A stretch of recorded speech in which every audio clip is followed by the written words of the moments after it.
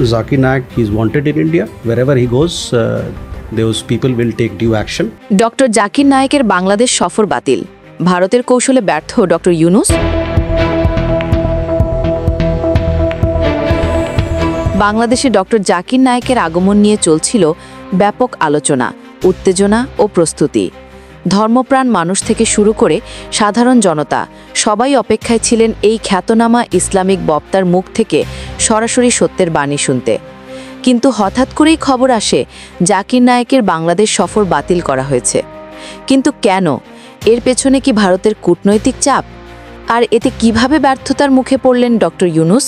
সরকারি ও কূটনৈতিক সূত্রে জানা গেছে, ডক্টর জাকির নায়েকের বাংলাদেশ সফর নিয়ে ভারতের পক্ষ থেকে একাধিক স্তরে কৌশলগত চাপ প্রয়োগ করা হয়।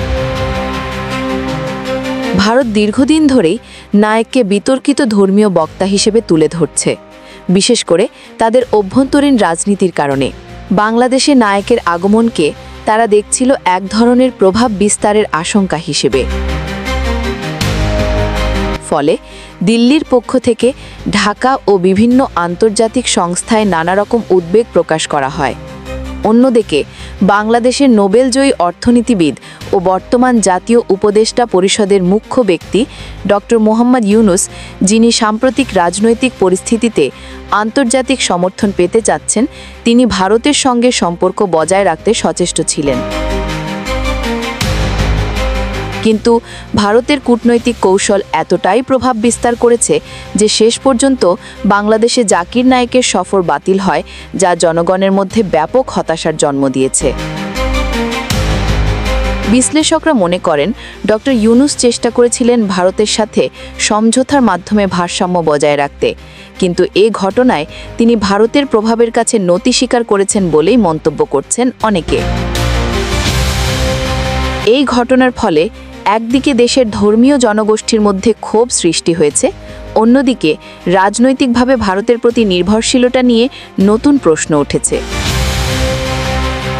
সামাজিক যোগাযোগ মাধ্যমে বিষয়টি ঘিরে চলছে তুমুল আলোচনা। অনেকেই বলছেন, ডক্টর নায়েকের কণ্ঠ বন্ধ করা মানে ইসলামের সত্য বার্তা থেকে মানুষকে বঞ্চিত করা। অন্যদিকে কিছু মহল মনে করছে, বর্তমান আন্তর্জাতিক প্রেক্ষাপটে সরকার কূটনৈতিক ভারসাম্য রক্ষার চেষ্টা করছে। এদিকে ডক্টর ইউনূসের নীরব অবস্থান নিয়েও প্রশ্ন তুলেছেন সমালোচকরা। তারা বলছেন, দেশের ধর্মপ্রাণ মানুষের অনুভূতি বোঝার চেয়ে তিনি আন্তর্জাতিক রাজনীতির খেলায় জড়িয়ে পড়েছেন। ডক্টর জাকির নায়েকের সফর বাতিল কেবল একটি সফর বাতিল নয়, এটি বাংলাদেশের ধর্মীয়, রাজনৈতিক ও কূটনৈতিক অঙ্গনের এক নতুন অধ্যায়। প্রশ্ন রয়ে যায়, ভারতের কৌশলে এই সিদ্ধান্ত নাকি বাংলাদেশের অভ্যন্তরীণ রাজনৈতিক হিসাব? ডেস্ক রিপোর্ট, দিগন্ত বার্তা।